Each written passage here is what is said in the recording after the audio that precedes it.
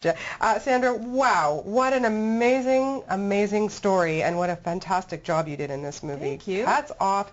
Okay, I always thought that Sandra Bullock was a dynamo, like, no one could beat you in terms of your energy, but playing Leigh Anne, whoa! I'm sorry, Leigh Anne Tuohy will beat anyone in their energy any day in her sleep. She, when I first met her, I was thoroughly exhausted by the time I left her, and she was still going to go for another 5 hours. There's no one, I thought I had it all. I have nothing energy-wise compared to Leigh Anne Tuohy. Nothing. What was it like for you to even, where did you even start to take her on? It was really scary. That's why I just kept saying no. I was like, I don't get it. I don't know how to find an in.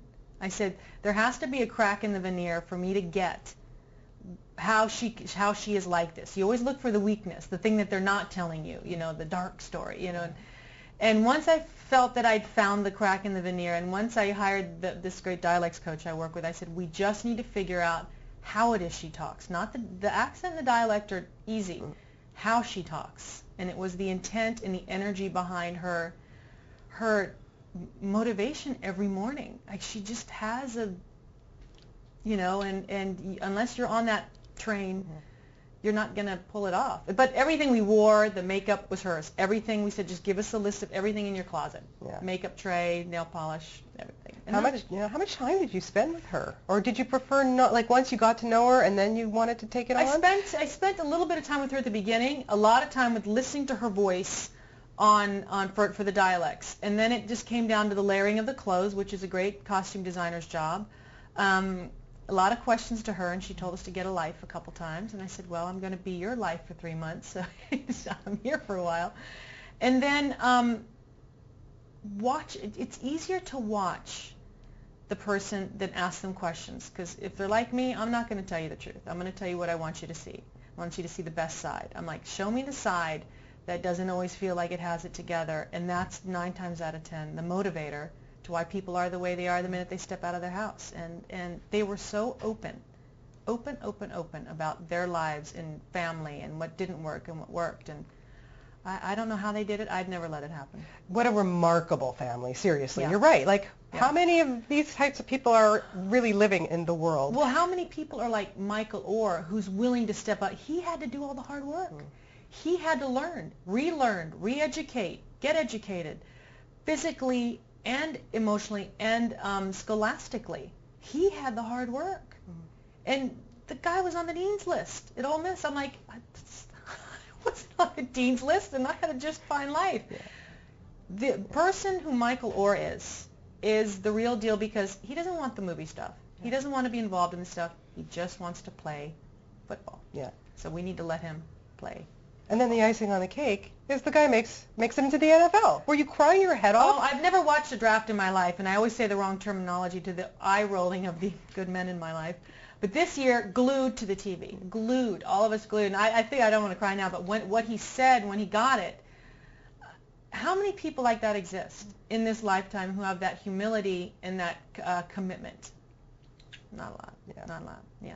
Totally amazing. Yeah. Tell me about working with Quentin. I mean, just to find the actor to fit that stature is one thing. The amazing thing about Quentin is he stepped in it never having really acted. He's not someone who knew what to do behind the camera, in front of the camera, nothing. And he had to train as an athlete and drop 100 pounds and create a whole lifestyle for himself that kept going long after we went home. But he was up for the challenge. He wanted the challenge. And the sweetness in Quentin. I love, like, he gives the best hugs, but when he holds your hand, your whole hand disappears, because it's like, well, the soul and the sweetness behind him, and he's just a good man. He's a good man, and good things should happen to good men, and they don't always, but they did in this case.